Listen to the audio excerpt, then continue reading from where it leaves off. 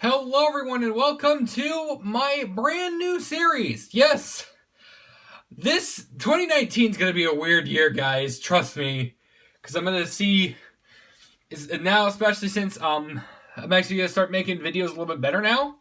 For some good reasons. I'm just doing a classic throw something and see what sticks. And we're going to be doing a diecast review series called Outside the Box, which I'm going to be doing some... If you guys don't know what this is, it's basically just Griff Dog's Diecast of the Week series, but I just review diecast whenever. And today we're going to be starting off with some good old back in the day cars. I'm going to be reviewing 4 cars, which are some of my personal favorites from way back in the day. I think a lot of good ones here. I was planning on doing 5, but I remember one of them I actually already did in a video already. A while back in 2015, I think. I'm reviewing Dave Blaney's 2000 Amico Pontiac. But let's get started here today with one of the first cars I actually got that actually started my remembering of the retro scheme, which is actually one of my personal favorite cars of all time. And that is Jeremy Mayfield's number 12 Mobil 1 Ford from 2001. In all honesty, I feel like this car in particular is one of my personal favorites of all time. Now, I actually got 3 other ones, and I know a lot of other ones that I really want to get. Some of them are really rare to find. I know the Elliott Sadler's 2003 car, it is practically impossible to find nowadays. But, yeah, I really hope I can get my hands on one soon. But, I'm not sure. But anyways, let's take a look at, our first ever diecast on Outside the Box. So we're going to go ahead and start with the side here.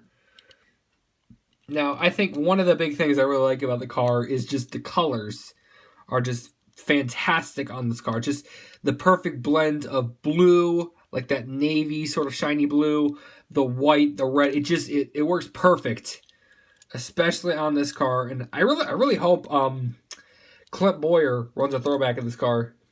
Just how amazing this is. I really like the Pegasus on the side. It really makes some contrast, as well as adding some minor decals like the speed pass and auto light on it as well.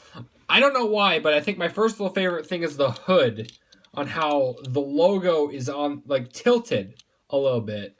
While it isn't really as tilted as other cars, like the 1998, it was a lot more on an angle. It was like that on the hood, but I think that was my personal favorite because it just looks so good on the car. It just, and then the mixture, the different types of blue, like the dark blue in the normal car, and then the lighter blue on the logos look really nice. I think the red chassis as a whole looks good. Overall, this car is pretty good, especially for a 2001 car. It's a really good condition. If I had to rate it out of 10, I would definitely rate it an 8 out of 10. While it isn't necessarily a perfect car, it is a really good one. And then, alright, so moving on to the next car. This one is a car that I remember way back. This was actually one of my original favorite paint schemes of all time. And I actually have 2 versions of this car. One from 2000. The other is a car we've shown you today. Kyle Petty's 1997 Hot Wheels Pontiac. I think this was basically just my childhood as a whole because of a lot of things. For starters, my favorite number was 44 for some reason. I loved Hot Wheels, and I just loved the red Pontiac logo when I was 3 years old. So anyways, let's take a nice close look at this car. I think a lot of people love this scheme, and I can tell why. Just the colors look good. I really like the little loop-de-loop on the side of the car. And this right here is actually a really good-looking car. I think this was actually the first Hot Wheels car that we saw on track. And overall, I think the font of the 44 looks good. I think we have Hot Wheels, it says leading the way. How ironic that is. And this the Grand Prix body-like scheme. Overall, I think it could have a little bit more to it. I mean, it is a basic looking scheme. But overall, it's just simplicity can actually work out really well. We saw back with Dale Earnhardt and how simplicity can work out really well. And I think this car did a really good job on it. If I had to rate this car, I'd definitely rate it a 9 out of 10. Simplicity is a pretty good one. And that will start the second one. Now on to the third one. This one is a car I had way back when, but smashed it to bits. Or kind of, it's just really bad condition. So recently, for my birthday, I asked for a newer one that was fresh from the case. And I got it. It's actually a really nice looking car. That is Dale Jarrett's 2002 UPS Ford. I think this car actually did it pretty good. Take a look at it right here. I think one of the big things I like is just the colors are perfect. Like the brown, the gold, the white. I really like the sort of like the little lightning bolts in the car. I think one thing I really like, this is the 2002 car.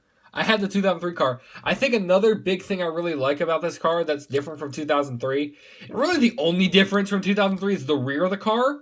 It just says UPS.com on the back. I think the 2003 just says, what can Brown do for you on the back? I think this looks nicer, honestly. Just like, I like sort of the yellow version of the UPS logo. I actually prefer the old logo over the new one. It just looks a lot more simpler. And just, it looks really nice. It really stinks that they had to switch it up, I think, the year after this car. So, but overall, I would rate this an 9 out of 10, similar to Mayfield's car, because of how simple it is. But overall, it looks really well. A really well-looking car. All right, and on to the last one for today's episode. It is a really nice-looking car. It's going to be our first Bush car. And overall, it's actually one of my personal favorite Bush cars. And that is, I'm not sure if this is it's 2000. Yep, 2000 Casey Atwood Castrol GTX 27 car. Oh my gosh, this car is fantastic. Just the amazing contrast of the car looks good. We're going to take a closer look at this car. I think you might actually remember the 27 car. I think for mainly one reason only, which was his flip at Daytona 99. I think that's the only reason I knew about this car, because it just looks so good. I remember watching a lot of Adam SC3's compilations way back when. If you've never seen those, go check him out. Because those were like the original Crash compilations on YouTube, and those were like perfectly done. Almost said that again. And I think the main thing I really like about the car is just the colors. Like the white, the red and green look really good. And then the black it contrasts really well on the car. Just how smooth the lines are. I really like the big Castrol GTX in the hood, which may I remind you, it is a hood that can open. We can look on the inside. It just says Bruco Motorsports, or at least I think that's what it says. Yeah, it's Bruco Motorsports and Wix. Nothing much on the inside, but you actually can see a little bit on the inside of the car. See through it. But overall, and of course it's a Chevrolet from the 2000s. Of course, you're going to have that really, really sexy spoiler. I think overall, it also has, since it's technically a collector's item, it has all the beer sponsors on it. Woo! Yeah, so anyways, overall, it is a very nice looking scheme. If I had to rate it out of 10, it would definitely be a 9 out of 10. Maybe even a 10 out of 10. But, yeah. So that's actually going to be all 4 of my cars for today's video. And I managed to just get it under that 10-minute margin. So, anyways, guys, thank you so much for watching today's video. Tell me what you think about this. I think my next video I'm going to be talking about a couple other cars I have. I'm talking about some Gen 6. I know for sure I'm going to be doing an unboxing on this series, because I did just get a couple Tony Sort cars, which I'll be talking about hopefully in the next video, depending on how this series goes. Tell me what you think about the scenery, if you guys like it, or if I should switch it up a notch. I do have plenty of magnetic hoods. I have like a Kyle Busch, not first one, but that. I got Martin Truex first win. I got Richard Petty's Hall of Fame, like the inaugural Hall of Fame.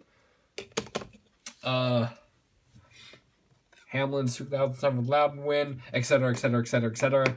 So tell me what you guys think about this, and I will see you all in the next video. Don't forget to like, subscribe, and turn on all notifications.